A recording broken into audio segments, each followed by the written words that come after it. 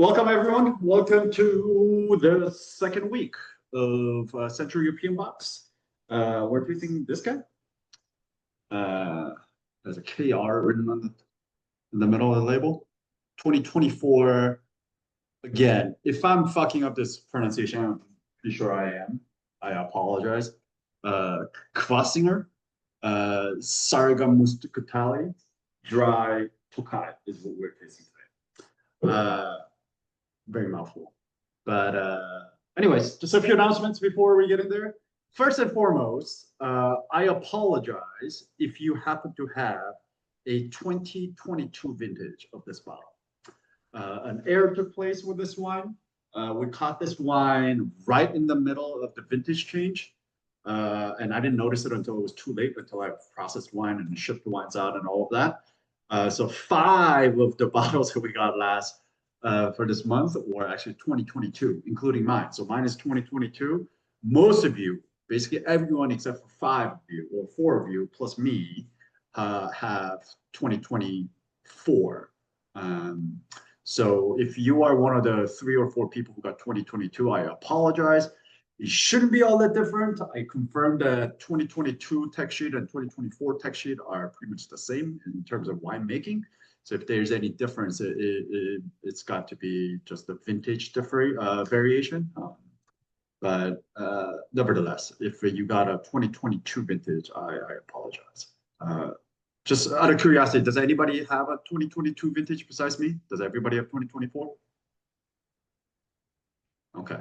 So maybe on today's tasting, mine will be very different from the rest of you. So we'll go through that together, but it should be all right. And we are going to use that as an excuse if we get anything wrong. Yeah, there you go. There you go. You can pull in that. Tomorrow, Case Club closes. I'm closing the Case Club at noon tomorrow. So if you are thinking about picking up any bottles from last month, which was the Great American Road Trip, if you want anything from that box, there are a few other cool ones that I put on there from McPherson as well as Iapris. Put your orders in now so I can get that all squared away and get that going. Besides that, I don't really have any other announcement. Any questions about any of that before we get into the wine? Cool. I guess you're just joining us. We're tasting this guy. 2024, mine is 2022, but yours should be 2024. Kvaszinger, Sargamuskotaly, dry Tokaji is what we're tasting today. Let's start with the map.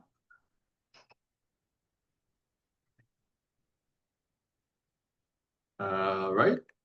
We are staying in Hungary this week as well. We're in Hungary last week. And then starting next week, we're going to go to Czech and Slovakia. But for today, we're in Hungary. So we saw this map last week. We're in Eger last week, right? We had the Eger Schlag, the Star of Eger, the white wine from last week. And this week, we're going to Tokaji, which is the northeastern region right here. If you've probably heard of Hungarian wines, or you're familiar with Hungarian wines, the chances are you're probably familiar with Tokaji. This is probably the most well-known name in Hungary, or well-known Hungarian wine around the world. We talked about kind of the how famous Tokaji was. I mean, Tokaji wine production has been documented in the 15th century, right? The Romans who brought it here, going all the way back to 15th century. There's a documentation, a record of a fine quality wine being made here. It was the first region in the world to be demarcated for, so kind of like the Appalachian system, right? Marketing the lines and plots and vineyards according to soil, topography, slopes, and all of that. This was the first place in the world to be demarcated, to give you to tell you that how well sought after, how well studied this region already was before any other wine producing regions in the world. It was introduced to the royal courts of Europe, and it was known as the wine of kings and king of wines, which is all the things that Tokaji was known for, particularly the dessert Tokai Azu. There are other ones, Essentia and other things as well there. But the dessert wine from Tokai is really what all these kind of fuss was all about. What this wine is really known for. We talked a little bit about how, I mean, these are all the kind of major winemaking regions within Hungary. But if you go into even smaller sub-regions within each region, there are about 22 wine regions in Hungary. But the top 3 wine regions are Matra, which is right here. So basically all in the Northeast, these 3 are the most significant in terms of quantity as well as quality. So Matra is most productive. They make the most amount of wine here. Eger being second, Tokai being second and Eger being third. So today we were in Eger last week and now we're in Tokai. Like I mentioned last week, initially I thought maybe, just maybe, I was going to be able to find some sweet Tokai dessert and throw it in there. But turns out Tokai is very, very expensive. And then if you understood the production, how it's made, I mean, it's no wonder it's expensive, right? So here, this doesn't really show, it only shows one of the rivers, which is this is a Tiso, the river that runs through. There's but another river that runs through Tokai. That the kind of junction of those 2 rivers where this winery is. But because these 2 big rivers kind of converge in Tokai, there's a lot of humidity there. And a lot of the humidity coupled with a very warm continental climate of being in Central Europe, all that it encourages the development of a noble rot known as botrytis. It doesn't happen every year, but it happens many years. And the Royal Tokai, the sweet dessert wine, is made from botrytis grapes. All it does is basically this rot affects the grapes and it kind of shrivels the berries. So it basically raisins it up. So imagine all the juice having been dried out and you can squeeze and crush and press the shriveled berries and you get very, very sweet, a small amount of a very concentrated, highly sweet must. And that gets fermented.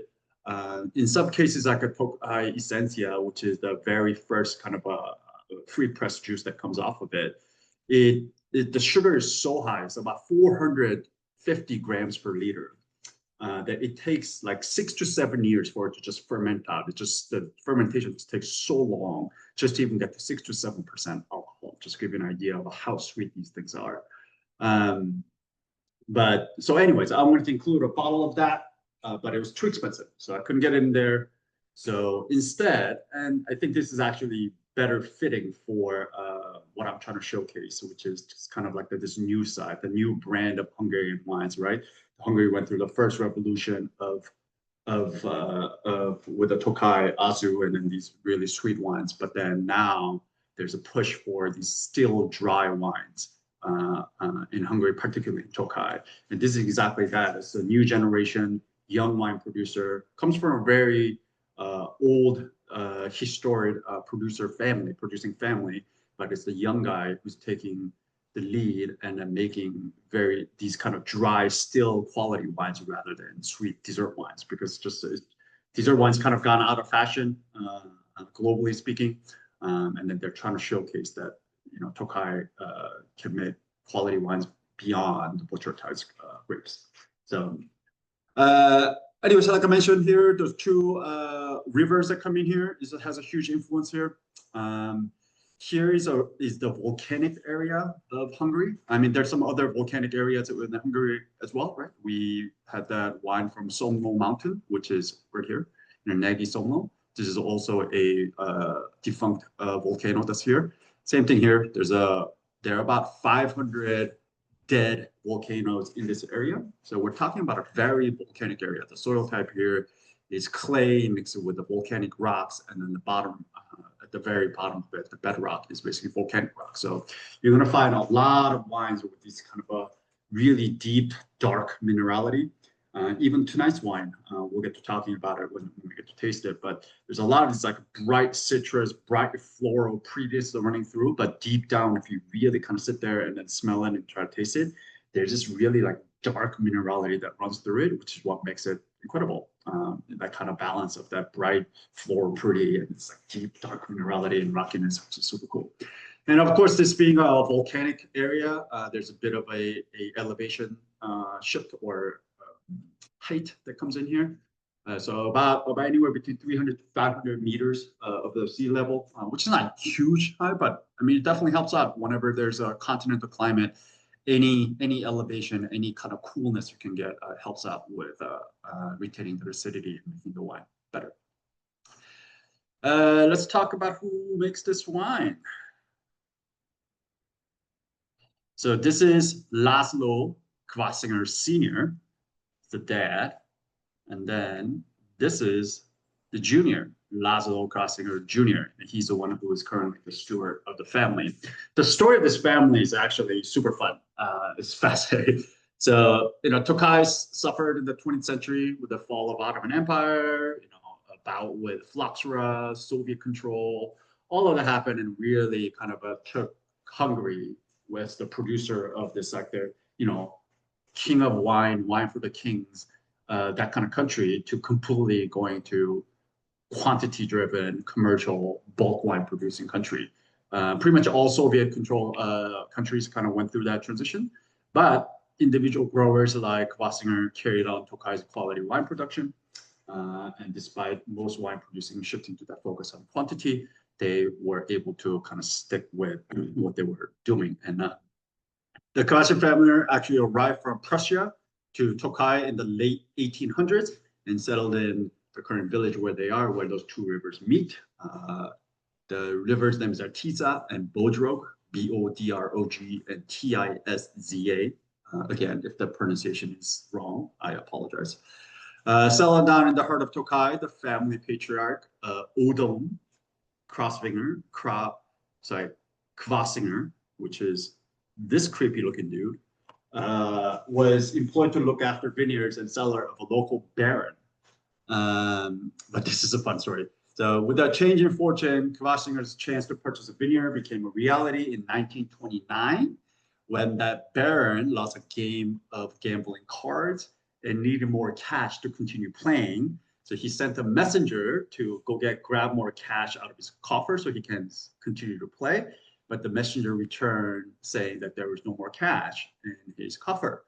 However, Odon, this guy, sensed an opportunity, and then he proposed to cover Baron's lost bet by offering to purchase one of his vineyards, Hatalo's vineyard, and then pay cash immediately with the cash that he had saved. And then Baron thought about it and hesitantly at the end agreed because he wanted to continue gamble. So he sold 4 hectares of Hatalo's vineyard to Odon. And to this day, that vineyard ultimately became the backbone of the family winery. So that's the whole story of this family got started. They were just like a steward, and then one day, just Baron had a gambling problem, and they spotted an opportunity and seized the opportunity. Anyways, Kvaszinger remained custodians of this 4-hectare parcels through the rest of the 20th century, World War II, and even managed to keep the estate in the family under the communist rule. And with the vine replanted in 1998 and under the current stewardship of Laszlo Kvaszinger Jr., which is this guy, the family estate has grown to 8.5 hectares, doubling its capacity, and then now produces about 40,000 bottles a year. Laszlo, just background, he actually did go to enology school in Hungary, got his degree in enology, and with the supervision from his dad, this guy, Laszlo Sr., he's one of the new exciting young winemaker from the kind of storied corner of the world with the rich viticulture history. And this is kind of the trend that's happening in Hungary right now, where like these kind of young, new generation of winemakers are coming in, very historically rich, right? Very viticulturally important, significant area like Tokaji. And then they're saying, we're not going to make that dessert wine anymore. I mean, they continue, the family still, the Kvaszinger still makes Tokaji, the sweet dessert Tokaji, but they're focusing their energy a lot on these kind of dry, still quality wines, which is what we have today. So what is this wine? Also, how do I stop sharing this thing? Sorry. There you go. What is this wine? So this is 100% Sargamuskotaly, which is a Hungarian, and I'm sure I'm butchering the pronunciation. It's Muscat, 100% Muscat, right? I was just saying, I've been featuring Muscat a lot lately. And perhaps my palate is changing. As Joe pointed out, maybe my slutty side is coming out finally at my, ripe old age of 44. But I'm really digging these kind of like really subtly floral, pretty wines, but also gotta have acid, gotta have minerality. Like without that, it would just be too perfumey. But yeah, I'm really starting to appreciate kind of these floral aromatic wines, which I never did in my life. But anyways, this is 100% Muscat. Southeast facing vineyard at 300 meters above sea level, like I said. Clay mixed with broken rocks of volcanic rocks. Hand harvested in the morning, pressed at night, and fermented in stainless steel. All that is hinting at is essentially the fact that they're harvesting it and pressing it and fermenting it at times of the day when the temperatures are cooler, which means they're really trying to preserve these aromatics and delicate kind of aromas and flavors of aromatic varieties like the Muscat. Fermented in stainless steel, so we're seeing pretty much a very varietal kind of a purity of the fruit kind of a wine here. Aged in steel tanks with 4 to 5 months on the lease. And then I couldn't find any information on filtering and fining, but looking at the wine, I'm sure this wine has been at least filtered, perhaps fined. But yeah. And then it's also, if you go to their website is actually, I thought it was quite decent. They make a pretty special distinction about their kind of winemaking philosophy, a difference in winemaking philosophy. So with all these kind of old dessert wines and old Tokaji tradition, it's very oxidative winemaking, right? It's all done in barrels, fermented barrels, aged in barrel. It's aged there for a very long time. So there's a lot of oxidative influence in the wine, which is traditionally what Hungarian wines are known for. But with these dry still wines, they tend to lean towards much more reductive winemaking, which is stainless steel, non-permeable surfaces. So we're talking about very, very kind of like I said, just pure fruit purity and focus to wine. However, I did smell a little bit of reduction on this one. I first opened it, it blew off quite quickly. Smelling beautifully right now. But when I first opened it, I did smell a little bit of reduction here. But not a whole lot, like not over the top, but just touch of reduction. But it also gave it this kind of like a way of like, when there's a little reduction with a reductive wine, you can get some of that like matchstick, match head, kind of like that smoky kind of a thing. And then it actually adds to this kind of like the mineral expression of the wine sometimes. But yeah, I thought it was worth noting that this wine, the reduction on this wine didn't come off as a negative thing, but more as kind of like a positive thing that kind of lifts the wine a little bit, or adds another layer of complexity. Kind of like Chablis. There's a lot of discussion and debate about whether Chablis is that kind of like, they have the Kimmeridgian soil, which is, filled with all this marine crustacean life forms from like, millions of years ago. And then for so long, they've been saying that the minerality that you get in Chablis is from the Kimmeridgian soil, but really more and more, there's a lot of debate over maybe it's the actually reductive quality, the reduction in the Chablis is what's actually lifting or what's giving the minerality or maybe lifting the minerality out of it. And I think this wine is a very kind of similar thing at the beginning, the reductive winemaking. So anyways, getting very geeky with it about technical side of it, but I thought it was worth noting. All right, any questions about any of that before we get into tasting it? I had a question. Yeah. So if botrytis is kind of endemic to the area, how do they like make a wine like this? Do they treat the grapes in some way so it doesn't get it? Because obviously couldn't, or they just wait for a year when it didn't occur? Or excellent question. So these are the kind of like the times when you think, maybe there is some sort of a superpower out there that we don't understand that has designed these like the systems in nature. But the botrytis happens in the fall, like in the very late in the fall. So it's usually early. Yeah, exactly. Yeah. So with things like you pick it before botrytis even hits. So if you were to leave these varieties hanging longer, then you'll get affected by botrytis and that Knuble rot and all that. Gotcha. Thanks. So depending on how the harvest went, I mean, there's no guarantee that butchers will come that season. So they won't know until the end of the season. But usually, if the harvest is not very good, they won't even try to leave it long on the vines. They will just harvest it all. Any other questions? Excellent question.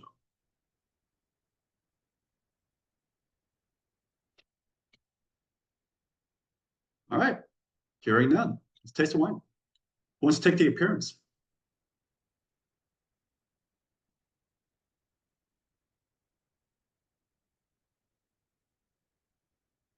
Also, how fun is that story about him gambling and then him like buying the vineyard because the owner of the land was a degenerate gambler? I love that. It sounds like very Central European, I feel like. I'll do the color. Or All right. Vegas, I guess. I felt. Okay. This is very clear. Yeah, this wine is very clear. Yep. Very clear. And it's got a light lemon, maybe a straw color. Yeah, it's very pale, right? This is one of It's those very wines. pale. But yeah, we've been talking about, a lot of wines that we've been talking about, medium lemon, maybe pale gold in that area. But we're in a place where this is probably the least amount of color we've had on the wine. Yeah, I would definitely go with like pale lemon green straw. Yeah, it's not a lot of color here for sure. Yeah, it's, the color is, I like you said, just lemon green, very light. Yeah. Very light. Yep. And there's any no, other observations? yeah, there's nothing, no bubbles, no petulance. Yep. Pretty clear. Yep. Excellent. Excellent. Easy peasy. Excellent pickup on the note on the color. Because one of the things that I noticed when I first poured it, I was like, oh shit, there's like not much color on this thing at all. You get to pick the next person for the notes. All right, Cecilia, you want to do it? Celia? Sure.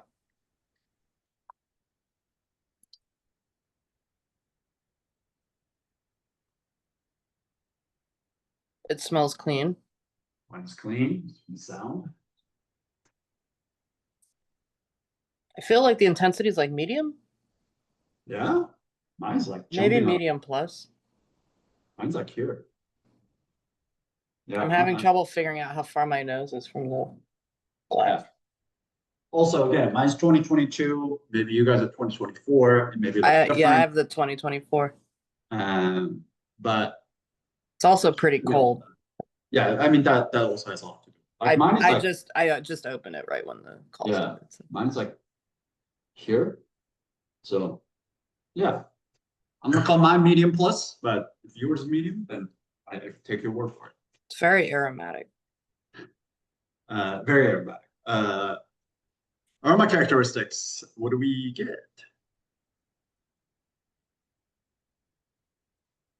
So I smell floral, For sure. like chamomile. Yeah. I'm not sure I know what all those other things smell like, but Yeah. I mean, it's maybe like elderflower. It reminds me of Saint Germain. yeah, it definitely got something other from here. I mean, it's like a mixture of so many things, like potpourri, just like a fucking flower basket of different things. Like Yeah. elderflower, get some jasmine, get some honeysuckle, like yeah, it's like all kinds of stuff, but very like that white. Like I don't necessarily get like a blue, like a violet or rose. It's like very blossomy, honeysuckle, elderflower, white flower kind of world here. But yes, definitely, for sure. It smells like the dessert wine to me, but like with other stuff too. You mean Tokai? Yeah, like Yeah. it smells like Tokai. Yeah. Yeah. Any green fruit? I think a little green apple. Yeah. I think green apple is an excellent call here. I have no idea what gooseberry smells like. Maybe a little pear too. Yeah. I think that green apple, green pear, that kind of stuff I think it's an excellent call here. Any citrus? Lemon, Yeah. juice and zest, I think. Yep. I don't know. I feel like I Totally. smell both. Yeah. Any stone fruit? Tropical? I feel like I smell apricot. Yeah. I get some stone fruit here. I get some like, yeah, like some sort of like a orchard, stone fruit, like nectarine, peach, kind of a white peach kind of thing going on here, for sure. Tropical fruit, I feel like I'm getting some melon, melon, okay. maybe Anything a else? little pineapple. I don't know. Apple, okay. There's a lot going on. Yeah, I get a little lychee or lychee here. for Oh sure. yeah. There's definitely some like tropical thing going on here as well. Yeah, like the fruit quality here is like just so much going on here. It's like Yeah. green, the citrus, stone, tropical, all of those. Any red, black fruit? Nope. Yep. Character of the fruit? It smells really ripe to me. Yeah, super ripe. Yeah, it's like peak of season, just really, really ripe, beautiful, fresh fruit is what I get here. Nothing dry, nothing jammy, nothing candy. Yeah, just fresh. Any herbaceous and herbal? I don't get any herbaceous. Me neither. This is like peak. Yeah, nothing green, nothing underripe. Yeah, it's great. Any spice and minerality?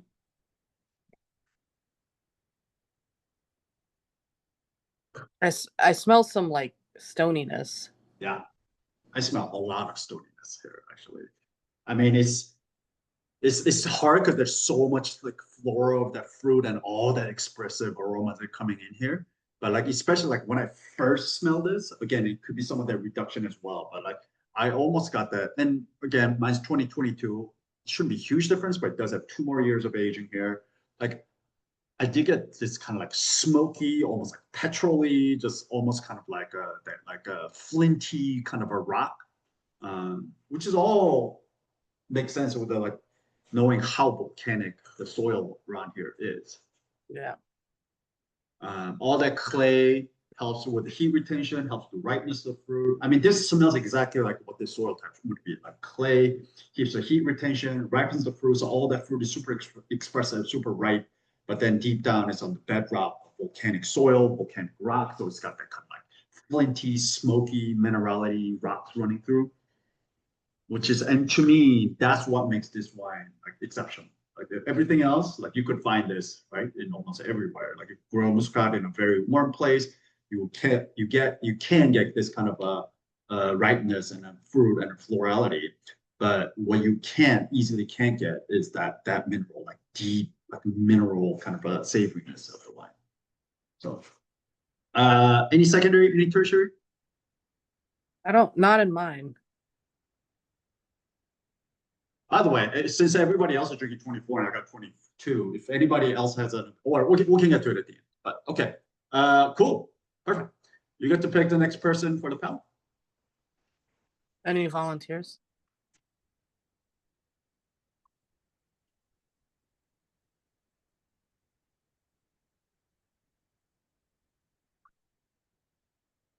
Julia, are you interested? Sure, we can do it. Sorry, we got a new coffee table and I feel like the laptop is so far away from us now. Yeah, our angle is a little worse. Yeah. Like for us to both fit in, it like cuts off Dan's head. But okay.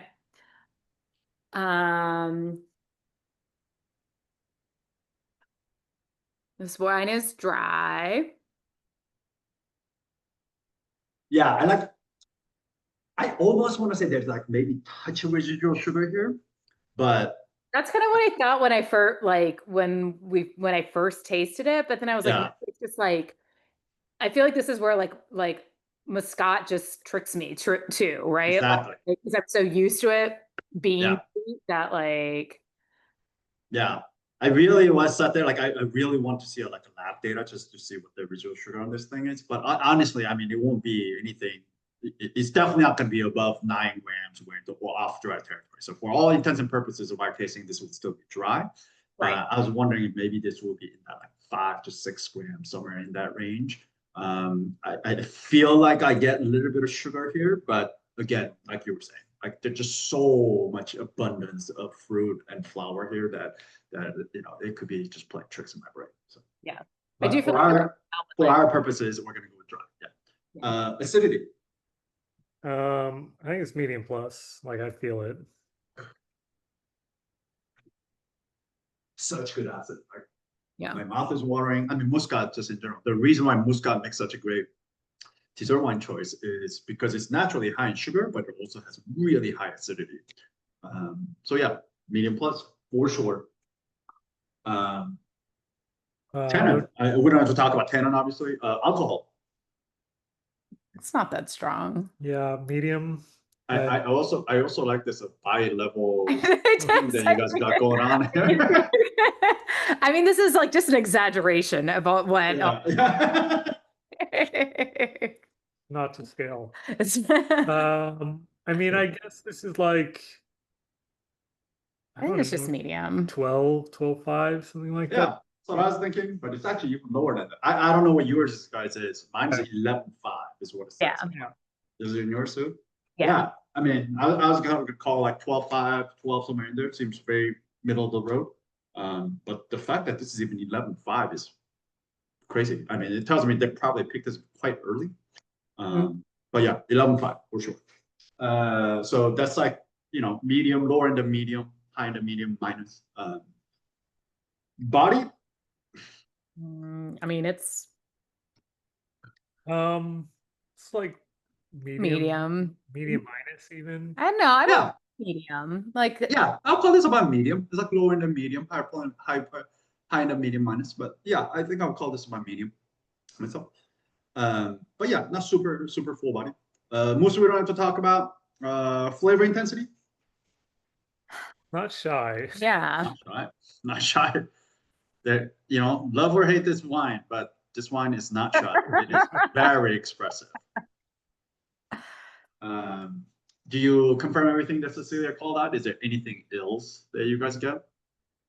Yeah, I mean, I definitely on the floral too. Like, I think a lot of times, like, I might get the floral on the nose, but then lose it on the palate. But here, I still get some of those. I think that the elderflower was a good call. I was trying to, and like jasmine.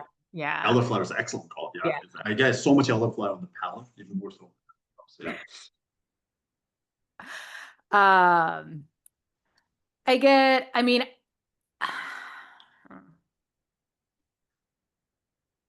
I don't know that I get anything new. Yeah. I get the grain fruit, but for me, the thing that pops more is the tropical fruit. Yeah. A lot of lychee. Like melon was really strong for me. Yeah. For sure. Yeah, the floral touch of the green fruit, citrus fruit. I do get some stone fruit, the tropical lychee, melon. I think that's all great calls. Maybe some touch of passion fruit. Passion fruit. Yeah. Yeah, really fresh, really ripe here. I want you guys to pay more attention to minerality. Like, what do you get into? Do you get minerality first of all? Like, for sure. What kind of minerality do you get? Is it like? Tell me more about like the rockiness of this wine. Yeah, I mean, again, so this is where I feel like my palate falls apart a little bit because having not really eaten clay or limestone or like I'm not like that like After 5 years you still haven't tried clay, Julia? I don't know that I have the best vocabulary to describe it, but it is like sort of I get like a wet rock. Yeah. Here. There's definitely like rockiness here, but like it's like a rough rockiness, but there's also like I don't know if you guys are gonna go again because you guys have a different vintage, but like in mine, I definitely get some like smoky, kind of flinty kind of a minerality here, as well as like a brininess. Like there's saltiness to this one. Yeah, brine in here. Yeah, for sure. Which is like, I mean, again, imagine, sure, yes, we have this like lively acid, right? Like which keeps all this really bright and poppy and pops. This really highly concentrated aromatic fruit, but then imagine this without any of that minerality. Like it just wouldn't be as exciting. It just wouldn't have that layer of that salty kind of savory balance on top of that, like the complexity that comes from it. Like to me, what's really striking about this wine is not only this acidity and the brightness of the fruit, but it's really that minerality. Like that minerality is, I think, what makes this wine. Without that, this just wouldn't be as exciting. So I just keep harping on the flint and the volcanic rock that comes through here. Any secondary, any tertiary? No. I don't think so. Yeah, me neither. Just very, I mean, still very young, especially for you guys, 24. Finish.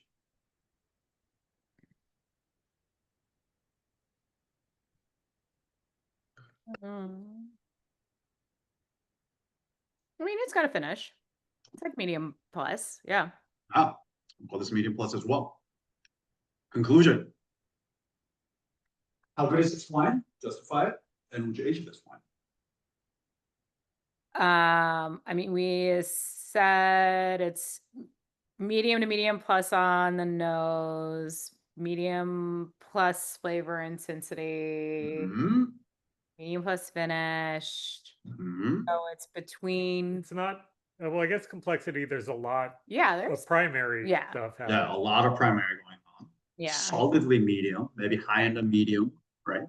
yeah. So Low Yeah. end of medium plus. So Like this is good, very good, good to Yeah. very good. yeah, I'll definitely call this very good. On this one, yeah, good, between good and good, very good. But I think this is like solid, much closer to very good than it is good. So I'll call this very good. Would you age this? I mean, Yeah. this again, like it's got the acid to do it. I have absolutely no idea where this would go. Yeah. Um, So, sorry, go ahead. well, I was gonna say like, so it. I don't think that minerality would change. So like, but you would probably lose a lot of the floral notes. I don't know what would happen to those like tropical notes. I don't know. Yeah. Yeah, it would definitely change from that fresh flower, fresh fruit to either raisin or complete something different, non-fruit and flower. And to me, like if you look at what we call, right, like definitely has a backbone. We call it medium plus solid acid, right? Good backbone, but had a good concentration, right? Medium to medium plus on the nose, medium plus on the palate. Only one that we were like, not squarely medium plus was the complexity. So perhaps by aging this a little bit longer, maybe we will develop some tertiary, where we will develop another layer of complexity, making it more complex. So arguably or debatably, this can push the wine solidly into a medium plus territory and whatnot. And I do think, given that this kind of like smoky minerality and also Muscat does age pretty well, just because it has a really good acid and concentration. There's so much that it can hold on to that you're not going to lose all that primary. That primary is going to hold on to, and some of it is going to convert to others. So I do think it has a excellent aging potential.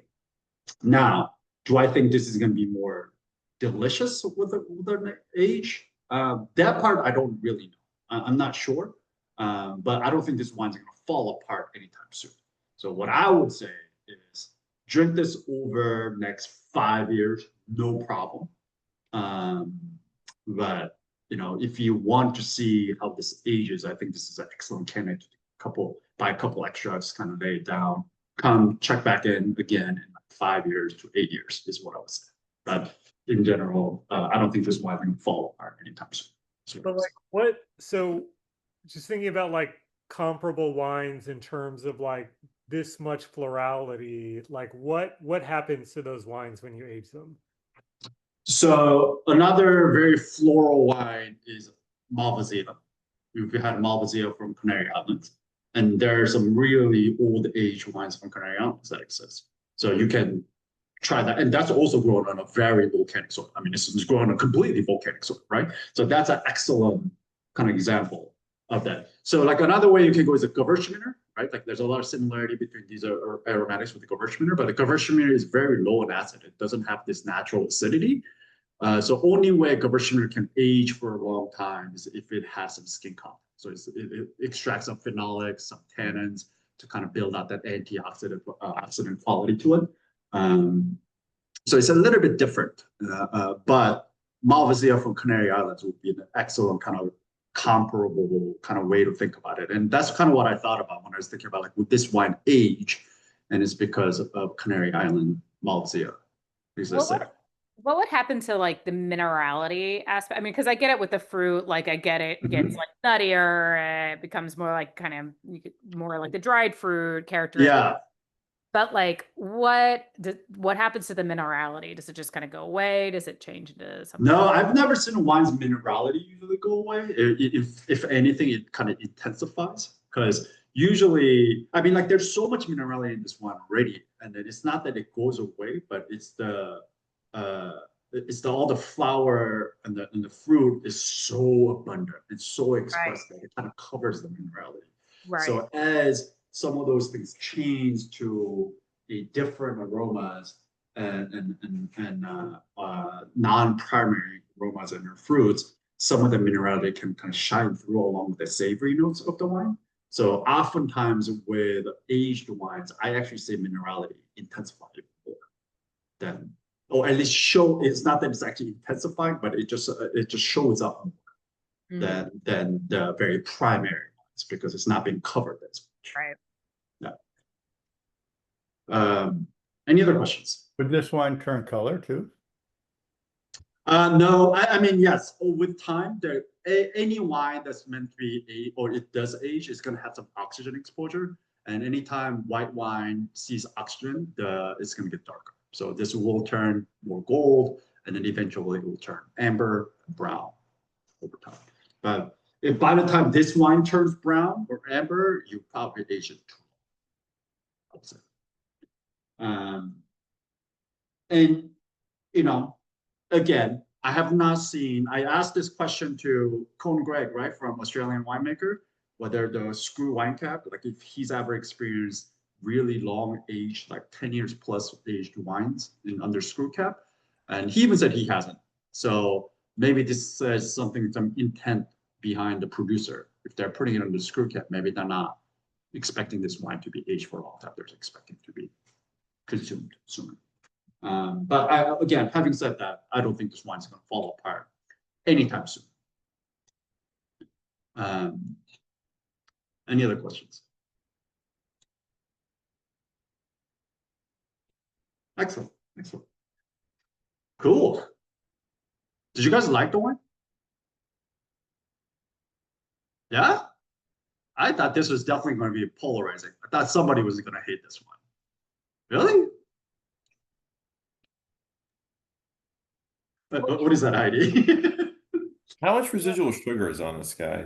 Yeah. Yeah, so this is what we were talking about. Julia and I were talking a little bit. We were, for all intents, I do think I definitely do. I will be willing to bet money that this is under 10 grams per liter, which will be in the dry territory. I do think it's a little bit higher than what we're normally used to. So we usually get wines in the 2 to 3 grams per liter, right? This may be in the 6 to 7 grams, you know, maybe 8. So maybe a touch of sugar there, but also just like everything else, our brain plays these tricks on us, you know. And the acid balances it so nicely. Oh, absolutely. The acid is there. I don't think sugar is out of balance at all. But like, you know, trying to be nerdy, trying to split hairs, like, is there actual residual sugar on this thing, right? If you're trying to really train our calorie palates to really be able to sense the sugar on this thing, I do think there's a touch of elevation, definitely under 10 grams per sure. But yeah, again, all that really expressive flowers and fruits, I think it may be making us think that there's sugar, more sugar than that. But I'll try to find out. I'll ask again. I asked the distributor if he can, if she can get me some information on tech information, lab data of this. But she hasn't been able to find it. But, I'll ask again. Any questions? Wait, Heidi, did you not like this wine? Is that what you meant? I love this wine. Oh, okay. I'm saying you asked us if we liked it. We're all acid heads now. Well, always been an acid head, but everyone here is a devoted follower and loves the acid, so. Yeah. for sure. The acid on this thing is so good. And the minerality, ugh, this wine is so good. So good. Hungary, baby. Hungary. Underrated. Underrated. Yeah, definitely the dry still wine. I mean, Tokai, the dessert Tokai is definitely maybe perhaps overrated. No, it's not overrated. It's just rightly rated, but it is very expensive. Yeah, it just gets all the attention. Yeah, exactly. But you know, But this it's kind of so dry much. still It's so much cheaper there than here. It's Oh, crazy. yeah, of course. You can get it for so cheap over there. Yeah. I mean, it's true of anytime you go to Europe, you're like, why are the wines so expensive in America? You know? I worked with a really great Hungarian wine importer called Citadella Imports. She's out of New York and New Jersey. And I presented 3 of her wines last year. But she only imports natural wines. Uh-huh. So very, very strict Mm. winemakers. Okay. I'll have to Citadella. Citadella. I'll check it out for sure. Yeah, and she imports Slovakian as well. Yeah. I mean, I said this at the beginning of the month, you know, this is just as much of an exploration and learning for me as everybody else. Like, you know, admittedly, I'm fucking clueless when it comes out to these countries, except for like Tokaji and all that. So this is just like, I wanted to learn myself. That's why I put this box together. But I'm fascinated. I'm like, I need to learn more. Like, I need to go, I want to go there. Like, I want to go there and actually like do a wine trip. Like, to You just see- missed a trip. Hungary just did a big tour or like a big trip. I'll hook you up with this guy I know in Charlotte who just went Yeah. on it. Oh, yeah. It's pretty cool. I mean, yeah, historically, it was like fascinating, right? Just like they've gone through so much shit.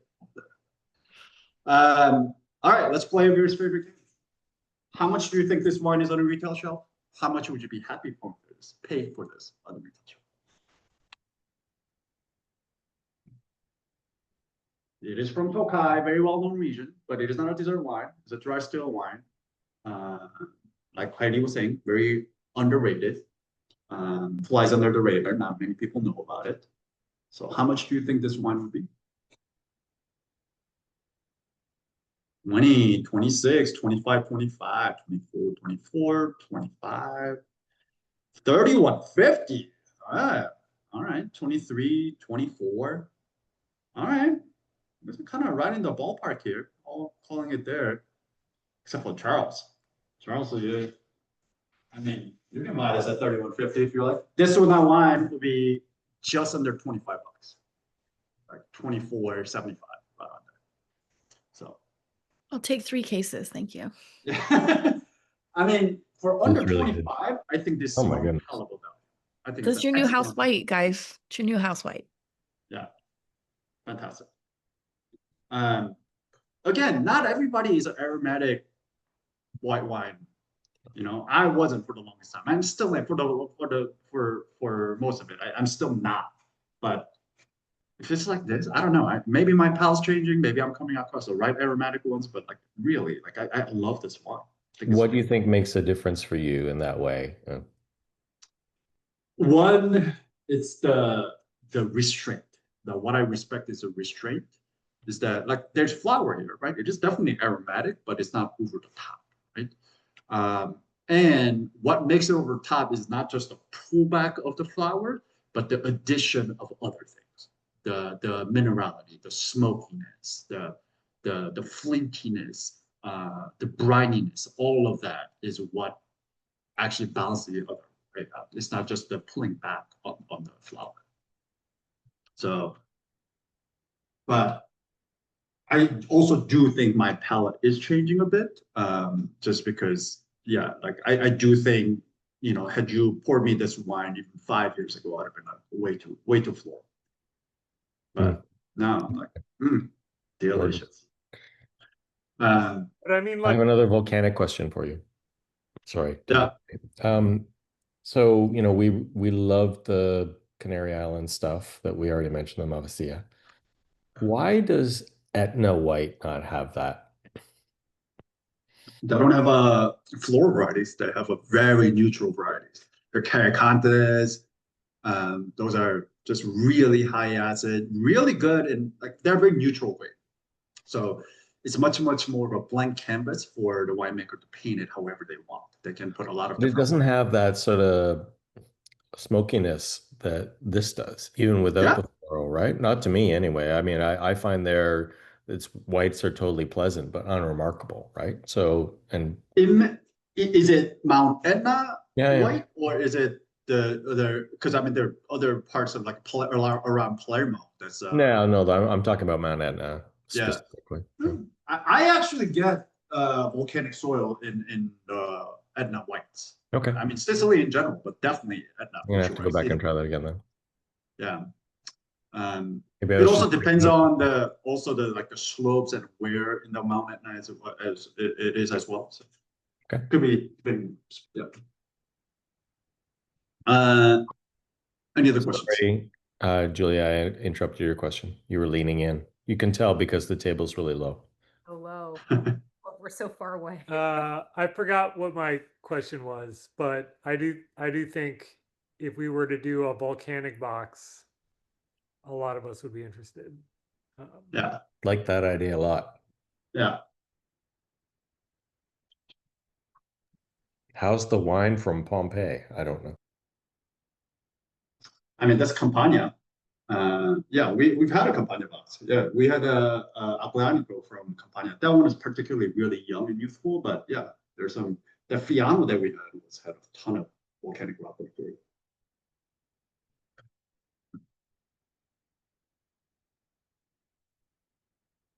See, the fact that you guys are like drying volcanic soils around the globe and like putting it all together is so proud, so proud. Any other questions? When are you coming to DC next, Doom? I don't have the exact date right now. It will be around the 25th. So check this out. Mr. Jacob Dussault.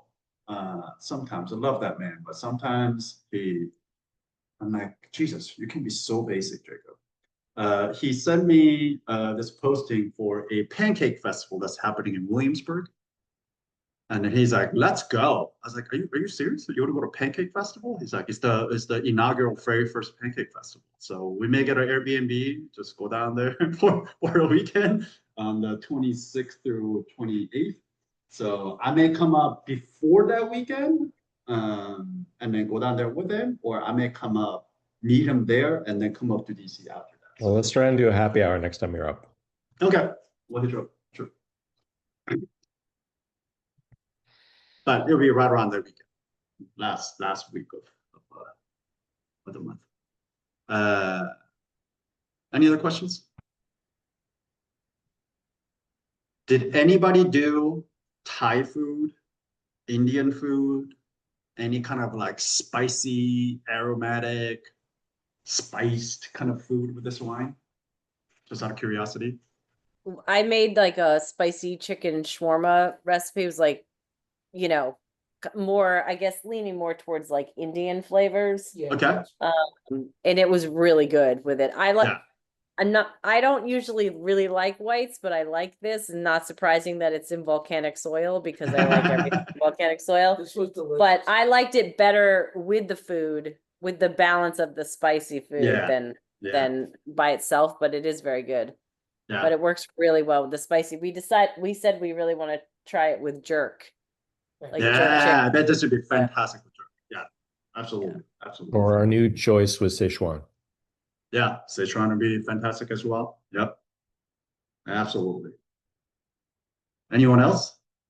No, but I feel like whenever I eat spicy Thai food, my wine of choice is Gewürztraminer, and whenever I drink it, I'm like, Un hates Gewürztraminer. Like that's like I have such a strong reference of like you don't like this, and for me, this has so much in common with the Gewürztraminer that I'm like very confused. And I think you just touched on this earlier in the call, but I'm like just very confused about this new chapter. Is it South Carolina? Are you being changed? But like this is just like in the same way as like remember when I used to really like Napa cabs, and now I don't like Napa cabs. It like it feels like a major shift in your personal brand, and I'm not against it. I just am going to have take a little time to get used to it. I will say though, I'm still not a huge fan of Gewürztraminer, even though I have grown huge amount of appreciation for it. Just because what I learned over the years is that what makes Gewürztraminer drinkable, or what makes it good, is not the acid, because it's a very low acid gravy. That's what I hated about it. Like it's low, usually has some residual sugar, and it's so floral, it's so lychee, and I was like, well, why would anybody even drink this? But with food, it makes a little more sense. But even then, I was like, I don't really like this. But what makes Gewürztraminer good is the balance is done by phenolics. This is the bitterness. So naturally, there's this phenolic bitterness that runs through Gewürztraminer. So it's like Negroni, right? Negroni, there's no acid. All that sweetness of the sweet vermouth is balanced by bitterness of the Campari. And I love Campari. Yeah, and I love Campari too, and I love Negroni. So once somebody made that kind of knowledge for me, I was like, oh yeah, let me see if I can see it from that angle, and then and then I started looking for more skin contact Gewürztraminer, and they started making much more sense. I'm like, oh, okay, I get it now. Like orange Gewürztraminer it makes sense. Your eyes have been opened. I'm happy for you. Evolution, personal growth. I love it. I love it. It's a journey. It's a journey. We all just keep learning. Yeah. Any other questions? There's also a little bit of Brits here when you first pour straight out of the bottle. Little fritzy. Live this wine.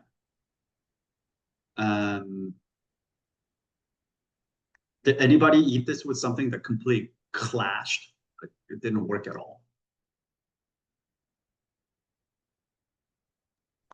It's really crap with these apricot cookies that I have. Yeah, I can see that. But they're within reach, so very good with the salt and pepper pistachios, though. Well,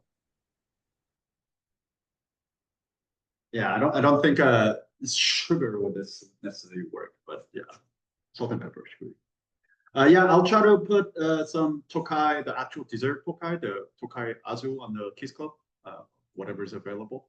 If you guys are interested in getting a bottle, again, it will not be expensive. But if you never had Tokai Azu, I highly recommend you try it. It is like nectar. It is not even wine. It's thick. It's luscious. It's so sweet, but it's also so high in acid. I mean, it is something. It is. It'll make you wonder, how is this possible that this is made from grapes? The embassy here does a Tokai tasting every year where they bring in producers from Hungary. And so next time that comes up, I will send it around for this. Yeah. They're pretty open to it because, quite frankly, no offense to any Hungarians on the phone, not the most popular country right now. So yeah, they're trying to improve their brand through wine, which is not a bad thing. Sure, absolutely. Any other questions? If this is your first time having Hungarian wines, what is your impression of Hungarian wines so far? I mean, you're only at 2, right? Like also last week's wine and this week's wine are 2 completely different wines, you know what I mean? It's like day and night. So how do you, now that you've been indoctrinated, where you've been open into the world of Hungarian wines, what do you think about it? Is this what you thought it was going to be? Or is like there's just such a black spot you didn't know what to expect? Yeah, just out of curiosity. Did you say my name? No. Okay, I was like, wait. It's not all about you, Heidi. No, I know. That's why I was like, wait, no. I talk enough. Well, I have had a fair bit of Hungarian wine, and this has really broadened the horizons. I find some of the stuff is probably true of the region in general. It's just like sort of chest thumping wine, right? It's either really, heavy, Yeah. super dark, super, Yeah. or sort of very middle of the road stuff, and without sophistication. But it's clear that we've learned over the years that almost all of these countries are starting to develop this really, even not a super high price point, like a craft here with 3,000 years of experience. But, it takes a while to come out of the shadow of the Eastern Bloc, right? So I think it's awesome. Yeah. We want to go and do a wine tour there. Yeah, I mean, let's go drink 20 euro bottles of a Tokai Azu, 5 Putonio Tokai Azu. I'm down for Yep. that. Any other questions, comments? Cool. Hearing none, I'm gonna stop the recording.